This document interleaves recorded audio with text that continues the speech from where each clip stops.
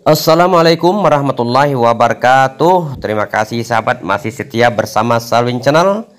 Kita di Gedung Serbaguna Kompleks SMA Negeri Titien Teras Jambi mereview kegiatan siswa-siswi kelas 12 SMA Negeri Titien Teras Jambi menampilkan kreativitas berharga di akhir-akhir masa bahagia mereka di boarding school ini. Bagaimana keseruannya? Jangan lewatkan konten yang menarik ini. Salwin Channel. Oke penonton, kita tidak tahu pasti apa ini. Barangkali kita akan mendapatkan informasi dari penjelasan dari kelompoknya. Siapa nama jubirnya nih? Perkenalkan, kami dari kelompok 11 dan sini kami sedang memberikan penjelasan alat peraga yaitu bakteriofag. Apa? Bakteriofag. Bakteri. Oke. Ini virus Pak, tapi namanya bakteriofag. Jadi semestinya ini tidak nampak nih. Enggak. Kasat mata tidak kelihatan ya. Sekarang sebesar ini. Ya boleh. Pembesarannya 2 kali 10 pangkat 2 kali. Pembesarannya 2 kali 10 pangkat 30. Wih. Ayo coba jelasin. Jadi bakteriofag ini unik Pak. Biasanya kalau virus itu kan menyerang makhluk-makhluk multiselular. Namun virus bakteriofag ini menyerang bakteri itu sendiri. Oh jadi, ya. asal namanya itu kan bakteri fag. Bakteri fag artinya faktum memakan. Jadi pemakan bakteri. Jadi strukturnya tuh kalau bisa jelaskan aku. Jadi strukturnya di sini Pak ada tempat yang terlihat di sini. Yang pertama ada kapsid. Kapsid ini seperti tempat menyimpannya DNA atau RNA yang bisa disebut sebagai asam apa? Asam nukleat. Nah, jadi di sini ada selubung ekor. Selubung ekor ini terbuat jadi protein juga, fungsinya untuk menyalurkan asam jika yang ada di atas untuk menusuk di dalam ini. Ya. Jadi saat siklus lisik nih Pak, selubung ekor ini berfungsi untuk mengikat bakteri agar ini bakteriofag ini bisa melengket dari bakteri pasang ingin mengambil alih bakterinya. Lalu saat sudah lengket, dia menginjeksikan RNA di bawah melalui bakteri dan terjadinya siklus lisik Pak. Oh iya. Wah ini kelompok anak olim semua nih. Bapak Jenius ya. Kalau udah Bapak kami buat ini tuh dalam berapa hari? Ya berapa hari bikin? Lebih tepatnya 2 hari. Ya. Nah, dengan biaya 0 Pak per orang. Kami mendaur ulang sampah Pak. Kami mendaur ulang sampah juga Pak. Oh keren. Oke deh. Terima kasih ya. Personelnya 4 orang ini lah. Bapak apa kayak gini? Oke penonton, kita masuk ke watercycle. Iya, Watercycle. Siapa jubirnya, boleh jelasin? Oke. Jadi di sini kami memakai siklus air. Siklus air ada 5 tahapan. Tahapan yang pertama itu adalah penguapan. Penguapan air evaporasi. Penguapan air bisa berupa air laut, air danau, air sungai dan sebagainya. Terus ada penguapan transpirasi, penguapan yang dilakukan oleh tumbuhan. Lanjut. Setelah 2 penguapan tersebut, uap airnya naik ke atmosfer sehingga membentuk awan yang disebut proses kondensasi. Air awan yang curah hujannya masih sedikit bisa terbawa oleh angin sehingga tidak menetap di satu tempat hingga dia menumpuk ke awan yang curah hujannya lebih tinggi. Ini disebut proses adveksi. Pak, setelah proses tersebut, awan-awan tadi akan berkumpul ke awan hujan namanya. Awan yang mempunyai curah air yang tinggi. Awan yang mempunyai curah air yang tinggi itu dia akan keberatan tuh sehingga dia akan menurunkan air ke bumi yang disebut presipitasi atau turunnya hujan seperti ini. Hujan. Baik, setelah itu kan dia air hujannya turun ke bumi. Ada sebagian yang langsung turun ke perairan, ke sungai, danau, laut dan sebagainya Pak. Ada juga yang turun ke tanah. Ada yang secara vertikal dan secara horizontal. Kalau secara vertikal yaitu namanya infiltrasi yang akan menghasilkan air tanah dan lainnya Pak. Air tanah itu ada yang yang mengumpul di tanah sebagian, dan ada pula yang merembes ke perairan lagi Pak, kembali ke perairan. Lalu ada juga yang di atas tanah yang namanya limpasan. Limpasan tuh akan berkumpul di tanah, kembali ke perairan dan kembali menguap lagi. Menguap seperti ini Pak, dia menguap ke atas. Nah, ini berasap nih? Iya, itu berasap masuk ke atas. Itu seperti penguapan Pak. Oke, keren. Ini siapa nih? Ada Salsa Dilamia, Alsya Cahyarani, Regina Putri Salwa, Nail Azhara, Tri Permata Anugrah, dan Reni Larasati. 12 F7. Oke, Kami keren. minta bintang ya Bapak. Bintang. Bintangnya cuma 3 yang dikasih, yang minta berapa kelompok nih ya? Jangan lupa kasih bintang. Oke, yang terbaik akan Bapak berikan bintangnya nanti. Terima kasih. Oke, penonton, kita ke sistem pernapasan. Siapa jubirnya nih? Ya, boleh jelasin.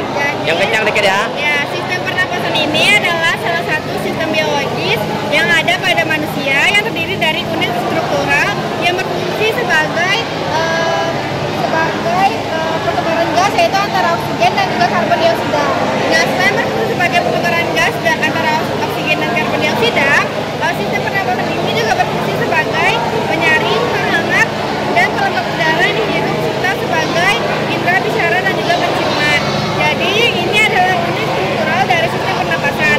Pertama ada mulut, hidung, faring, laring, bronkus, bronkiolus, alveolus, paru-paru, dan juga diafragma. Nah, di sini kan saya akan menjelaskan sistem kerja sistem pernapasan. Jadi ketika menarik nafas,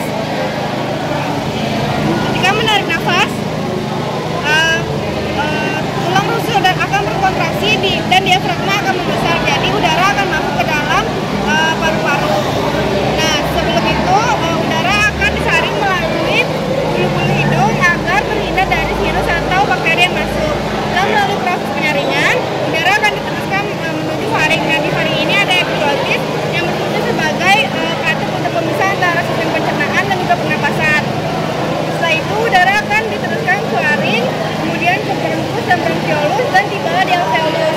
Nah, alveolus ini adalah tempat pertukaran utama antara gas, oksigen, dan juga karbon dioksida, yang mana di dalam alveolus ini terdapat sebuah pembuluh darah kapiler yang berfungsi untuk menyalurkan oksigen ke seluruh tubuh. Nah, setelah mengembang, diafragma akan kembali mengempes dan mengecil seiringnya keluarnya oksigen dan seiring keluarnya karbon dioksida. Gitu. Oke, keren. Ini penjelasannya ya? Ya, ini penjelasannya. Ini sistem. Ini nama kelompok. Ini cara kerja sistem pernapasan yang dijelasin tadi ya? Ya. Oke, ini nyata prakteknya luar biasa. Terima kasih. Sukses selalu. Keren.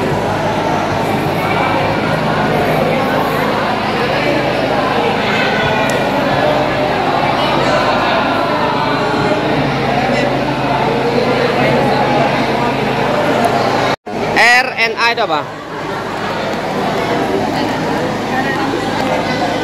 Apa RNA? Materi genetik dan proses untuk pembentukan sintesis protein yang menyimpan informasi genetik, pembentukan asam nukleat, sama dalam pertumbuhan gen. Tersusun dari satu rantai tunggal yang terdiri dari ini merupakan gulanya yaitu ribosa, ini basa nitrogen, ini rantai tunggalnya ini dinamakan fosfat. Basa nitrogennya ini terdiri dari purin dan pirimidin. Purin itu ada adenin dan guanin, pirimidin ada sitosin dan urasil. Ini ada adenin, guanin, sitosin dan urasil. Oh, keren. Itu pakai listrik, makanya bisa berputar ya? Kayak dinamo. Dinamo. Oke, terima kasih. Nih, 4 orang, 5. Oke, sip.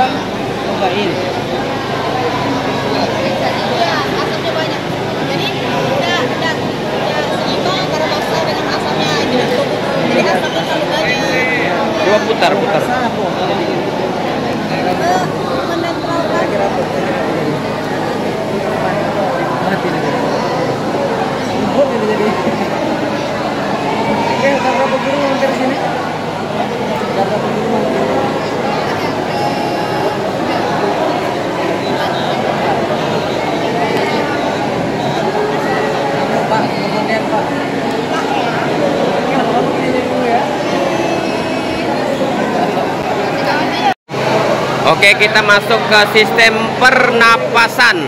Dari sistem pernapasan tersebut adalah paru-paru yang disokong oleh otot diafragma. Untuk sistem pernapasan perut melalui perut akan dijelaskan oleh saudara saya nama gini. Ya.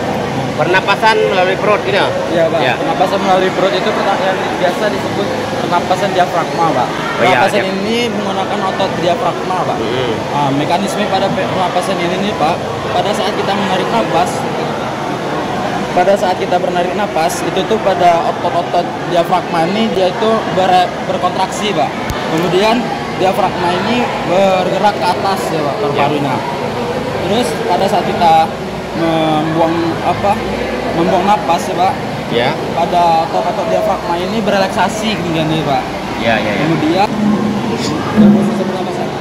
Dan itu, Pak, ada gangguan sistem pernapasan, Pak, yang bisa disampaikan oleh Kaikal. Gangguan pernapasan. Ini ada gangguan sistem pernapasan. Oke. Yang biasa dialami itu adalah flu. Flu ini disebabkan oleh penyakit yang bernama influenza, yaitu virus yang bernama myxovirus. Ya. Myxovirus ini menjadi ada 3 tipe, yaitu tipe A, B, dan C. Dan ini ada penularannya itu ada secara batuk, pilek. Salah satu gejalanya ialah batuk yang berkepanjangan dan mengeluarkan lendir sekitar 3 bulan. 3 bulan belendir. Ya, Pak.